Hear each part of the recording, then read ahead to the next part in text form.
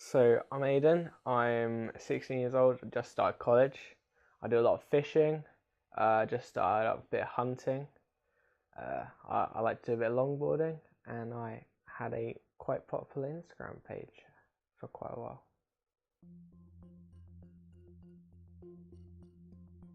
I only really had Facebook for my close friends and just talking in contact with them when I didn't see them.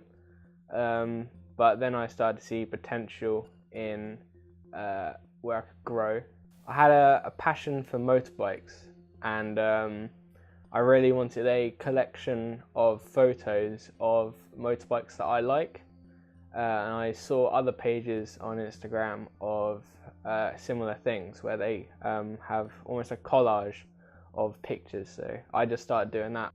It first started off as a personal thing, and when I hit around 1,000 followers, I started to realize that I was gaining traction, and I had influence, as weird as it sounds, and I could start saying things and knowing that other people would hear what I would say, and it just grew from there. I got to admit, I did get a bit addicted to posting, and as weird as it sounds, addicted to the fame, I guess, that came along with it, and I probably posted minimum about 3 times a day. I felt more confident because I knew I had all these people following me, but at the same time, it kind of brings you down because you are something else online what you are in real life. Well, I think firstly I would describe myself probably as a social media tourist rather than a native.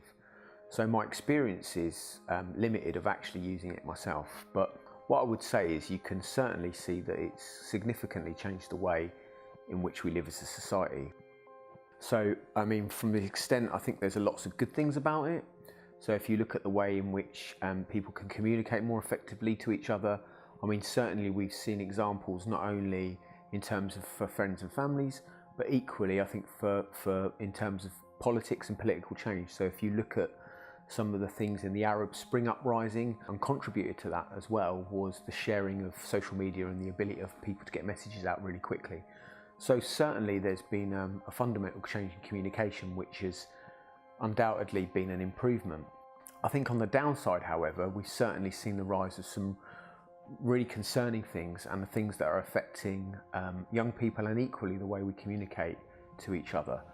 So firstly, I think in terms of the pressure sometimes that social media brings, and the creation of profiles and the pressure to post on them can seem to create sometimes, I think, a pressure on people to kind of live their life in a certain way or be seen to be perfect and always enjoying life. And I think that in itself can actually lead to a degree of unhappiness, which isn't helpful or really good for people's mental health and well-being. So that's, I think, is not a good thing. And I think you've also seen the kind of rise of a lot of the kind of comments and online trolling, which can sometimes cause real difficulties for people, because there doesn't seem to be a way that people can separate their public lives from their private lives. You know, for example, a lot of bullying.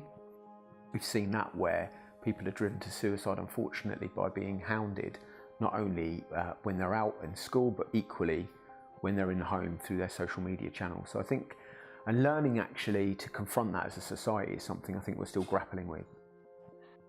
So I think the other side of things as well, which we've seen recently in a lot of the news headlines around the American elections and Brexit equally as well, is the danger that social media can create feedback loops for people. So, you know, you only go on channels you like, you only watch news and content that you agree with. And certainly I think there's been some recent evidence that shows some of the media channels' algorithms actually feed into that. So we're almost in this cycle of where we're fed a constant feedback loop of information which confirms our own views. And I think whilst you can certainly understand why people want to share that, I think the downside of that is it ends up creating this idea where anyone that opposes you is actually instantly dismissed. And what that does is, I think, is close down the opportunity for real communication and actually consideration of someone's opinion and different point of view. it's had both negative and positive.